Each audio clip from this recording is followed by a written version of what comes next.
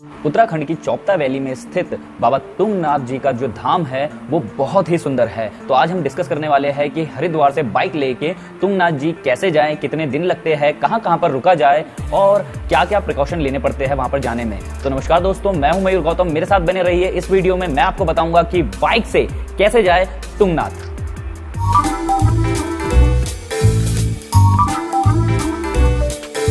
तो इस चैनल पे नए हैं, मैं उनको बता दूं कि हमारी कंपनी घूमो bike and scooter rental service Haridwar से आपको प्रोवाइड करती है बहुत ही बढ़िया बढ़िया two wheelers all over Uttarakhand घूमने के लिए। और आप यहां से बाइक या स्कूटर लेकर पूरे उत्तराखंड में घूम सकते हैं। तो इसी कड़ी में मैंने बहुत सारे वीडियोस बनाए हैं जिसमें मैंने केदारनाथ कैसे जाए बाइक से, और इसी कड़ी में अब आगे मैं तुंगनाथ जी के लिए वीडियो बना रहा हूँ। तो सबसे पहला सवाल कि तुंगनाथ जी के दर्शन करने के लिए कौन सा समय सबसे बेहतरीन है, तो उसका जवाब यह है कि वैसे तो पूरे साल भर बाबा तुंगनाथ जी के द्वार तक आप जा सकते हैं, लेकिन जो टाइमिंग केदारनाथ बाबा की रहती है उनका दर्शन खुला रहता है, उसी समय तुंगनाथ जी के भी द्वार खुले रहते हैं। उसके बाद तुंगनाथ जी के कपाट बंद हो जाते हैं। जब ज़्यादा बर्फ़ गिरने लगती है तो ऊपर के द्वार बंद करके वहाँ से डोली उठ के नीचे की तरफ आ जाती है।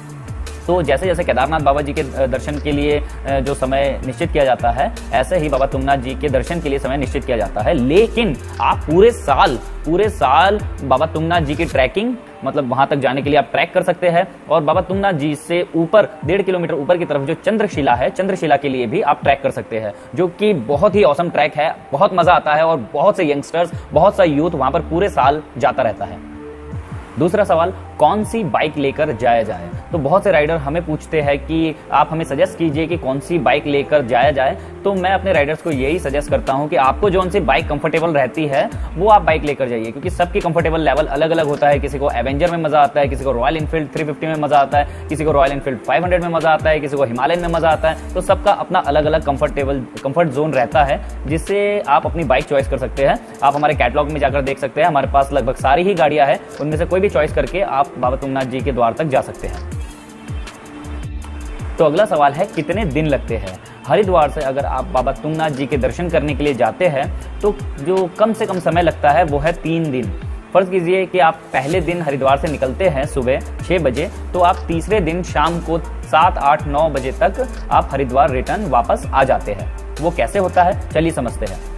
फर्ज कीजिए कि आप पहले दिन हरिद्वार से हमारी रेंटल कंपनी से आपने बाइक ली और आप जो है राइड करते हुए शाम तक पहुंच गए चोपता वैली। चोपता वैली में आप लोगों ने नाइट स्टे किया। वहाँ पे बहुत सारी कैंपिंग साइट्स है, कैंपिंग साइट्स में जाके आपने नाइट स्टे किया और उसके बाद वहाँ पर आपने भोजन करके, खाना वाना खा के वहाँ पर आपने आराम किया पूरे दिन के राइड से थके हुए। अब आपने दूसरे दिन चोपता से ऊपर एक ट्रैक स्टार्ट पॉइंट है जहां से ट्रैकिंग स्टार्ट होती है, वहां से आपने ट्रैकिंग स्टार्ट की। मैं अपने राइडर्स को सजेस्ट करता हूं कि ये ट्रैकिंग जो है सुबह 5-6 बजे ही स्टार्ट कर लेनी चाहिए, क्योंकि आपके पास फिर पूरा दिन रहता है। क्योंकि आपको चंद्रशिला पीक पर भी जो है जाना होता है, तो लगभग 2-2.5 घंटे लगते हैं आपको बाबा तुंगनाथ जी तक पहुंचने में। और जब आप वहां पर पहुंच जाते हैं तो उसके बाद भी 1.5 किलोमीटर का ट्रैक रहता है जो कि चंद्रशिला तक का होता है। तो चंद्रशिला ट्रैक करने के बाद, वहां पर पहुंचने के बाद, थोड़ी देर रुकने के बाद जब आप वापस आ जाते हैं ट्रैक से, और फिर शाम को 5-6 बजे तक आप दोबारा रिटर्न होके चोपता वैली पहुंच जाते हैं। और फिर वहां पर आप दोबारा से आपको नाइट स्टे करना होता है। फिर आप वहाँ पे खाना वाना खा के आपने नाइट स्टे कर लिया और तीसरे दिन आप चोपता वैली से चलेंगे और हरिद्वार रिटर्न आ जाएंगे। तो ये 3 दिन की यात्रा रहती है, 3 दिन का आपका ट्रैवल रहेगा, जिसमें आप बाबा तुंगनाथ जी के दर्शन भी कर लेंगे और चंद्रशिला वैली को भी आप समिट कर लेंगे। क्या क्या सामान लेकर जाना चाहिए। मैं अपने राइडर्स को सजेस्ट करता हूं कि अगर आप ट्रैकिंग पर जा रहे हैं तो कम सामान हो, ज़रूरी सामान हो, ऐसे ही सामान लेकर जाने चाहिए।